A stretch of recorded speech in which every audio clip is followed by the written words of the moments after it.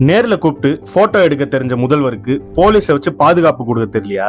இல்ல வெட்டின ஜாதி ஓட்டுகளை வாங்க ஸ்டாலின் நடத்துற நாடகமா? 2023 ஆகஸ்ட் 9ஆம் தேதி திருநெல்வேலி மாவட்டம் நாங்குநேரியில பள்ளி மாணவன் சின்னதுரைய வீடு புகுந்து ஜாதி வரி பிடிச்ச சக மாணவர்கள் அருவாளால வெட்டினாங்க. சின்னதுரையும் அவனோட தங்கச்சியும் வெட்டப்பட்ட சம்பவம் தமிழ்நாட்டையே உழுக்குச்சு. ஆனா சமூக நீதி பேசும் ஸ்டாலின் அரசாங்கத்துக்கு இதெல்லாம் ஒரு பிரச்சனையே இல்லைன்னு போக போக தான் தெரிஞ்சிச்சு. நல்லா படிச்சு 12வதுல 469 மார்க் எடுத்ததால வேற வழியே இல்லாம வர வச்சு வாழ்த்தினாரு ஸ்டாலின்.